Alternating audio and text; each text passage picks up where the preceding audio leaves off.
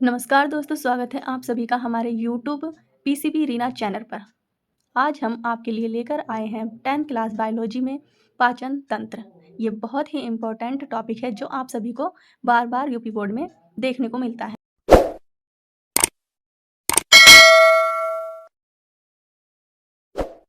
ये दोस्तों समझते हैं पाचन होता क्या है। देखिए, जटिल पोषक पदार्थों को विभिन्न रासायनिक क्रिया तथा एंजाइमों की सहायता से सरल छोटे-छोटे व घुलनशील पदार्थों में परिवर्तित करने की प्रक्रिया को पाचन कहते हैं।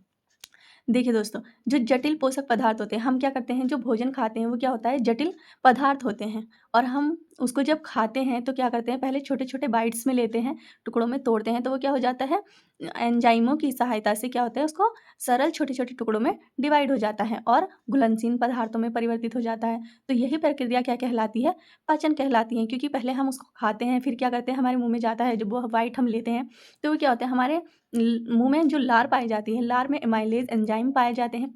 तो उस एंजाइम की सहायता से जब हम उसको जटिल पोषक पदार्थों को चबाते हैं मुँह में, तो उसकी क्या होती है, चबाते-चबाते लुगदी बन जाती है। छोटे-छोटे टुकड़े बनते हैं पहले उसकी लुगदी सी बन जाती है और फिर हम उसको निगल लेते हैं। तो फिर अंदर जाकर क्या होती है, उसकी पाचन क्रिया होती है।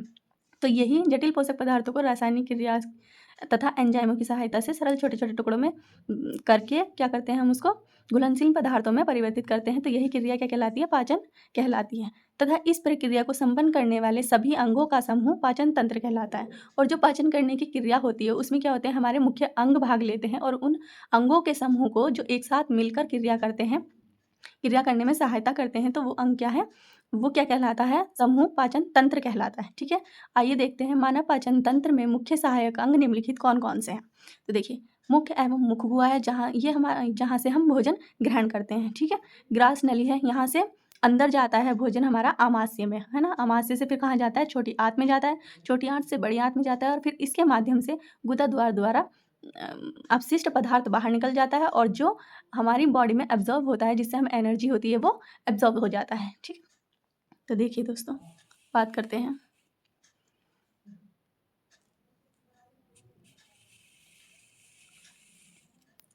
मुख एवं मुख गुहा। तो पाचन की क्रिया की शुरुआत यहीं से होती है। हमारे मुख में लार ग्रंथियाँ होती हैं जो कि लार उत्पन्न करती हैं और इसमें एमाइलेज नाम का एंजाइम होता है जो स्टार्च को ग्लूकोज में तोड़ देता है। तो मुख क्या है हमारा, जो पाचन क्रिया का सबसे पहला भाग होता है, जहाँ से पाचन क्रिया की स्टार्टिंग होती है, मतलब शुरुआत होती है। ठीक है, मुख में क्या होती है, हमारी लार ग्रंथियाँ होती है, जो कि मैंने अभी बताया था, मुख में हमारे लार ग्रंथियाँ पाई जाती हैं और लार ग्रंथियों की सहायता से ही इसमें एंजाइम पाया जाता है। एंजाइम की सहायता से ही ये क्या करता है, स्टार्च को ग्लूकोज में तोड़ देता है। ठीक है, फिर क्या होता है, फिर आती है हमारी ग्रसनी। ग्रसनी का क्या कार्य है, यह चबाए हुए भोजन को सुरक्षित रूप से अन्न नली तक पहुंचाती है, जिसे मुख गुहा कहते हैं। ठीक है, जो मुख गुहा है वहाँ तक कौन पहुँचाती है, ग्रसनी। ग्रसनी क्या होती है, वो हमें हमारे चबाए हुए भोजन को, जो लुगदी बनी थी हमारी लार की सहायता से और एंजाइम की सहायता से, जो लुगदी बनती है भोजन की हमारी चबा चबा कर, तो उसको क्या करती है, सुरक्षित हमारी अन्न नली तक पहुँचाती है, जिसे हम क्या कहते हैं, मुख गुहा कहते हैं। ग्रास नली का मुख्य कार्य भोजन को मुख गुहा से आमाशय तक पहुंचाना होता है। यह करीब 25 सेंटीमीटर लंबी होती है। ठीक है, इसकी लंबाई क्या होती है, करीब 25 सेंटीमीटर लंबी होती है। आमाशय, यह भोजन को इकट्ठा करता है। भोजन 4 घंटे तक आमाशय में रहता है। यह आमाशय ही पाचन क्रिया का सबसे इम्पोर्टेंट भाग है, सबसे ज़रूरी मुख्य भाग यही है, क्योंकि सबसे ज़्यादा समय तक भोजन कहाँ रहता है, हमारे आमाशय में इकट्ठा होता है। ठीक है, आमाशय में उपस्थित जठर ग्रंथियाँ पाचन कार्य करती हैं। आमाशय में क्या है, जठर ग्रंथियाँ पाई जाती हैं जो क्या करती हैं, हमारे भोजन का पाचन करती हैं। ये अम्ल और एंजाइम मिलाकर प्रोटीन का पाचन करती हैं। ठीक है, फिर आता है हमारा छोटी आंत।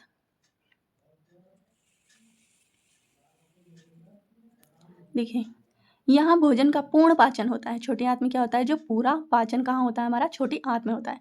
छोटी आंत पाचन तंत्र का सबसे महत्वपूर्ण और सबसे लंबा भाग होता है और पोषक तत्वों का अवशोषण रक्त में किया जाता है। जब सबसे ज़्यादा पूर्ण, मतलब भोजन का पूरा पाचन कहाँ होता है, हमारी छोटी आंत में होता है। छोटी आंत ही क्या है, इसका सबसे महत्वपूर्ण और सबसे लंबा भाग होता है। इसमें क्या होता है, जो पोषक तत्व होते हैं वो रक्त में अवशोषण हो जाते हैं, अवशोषित हो जाते हैं। ठीक है, छोटी आंत में यकृत से पित्तरस और अग्न्याशय से अग्न्याशयी रस मिलकर भोजन को सरल रूप में बदल देता है। ये छोटी आंत का कार्य होता है। छोटी आंत का कार्य क्या होता है, जो पोषक तत्व होते हैं उसका अवशोषण करना होता है रक्त में। ठीक है,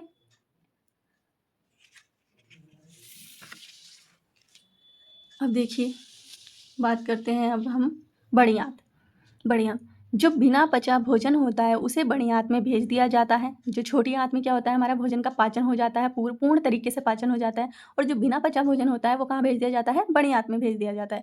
बड़ी आंत का मुख्य कार्य है अपचित भोजन से जल और लवण का अवशोषण करना। यह भोजन को गाढ़ा करके मल का निर्माण करती है और गुदा द्वारा तक पहुंचाती है। तो जो बिना पचा भोजन होता है वो बड़ी आंत में भेज दिया जाता है, और जो पचा हुआ भोजन होता है वो हमारी बॉडी में एब्जॉर्ब हो जाता है।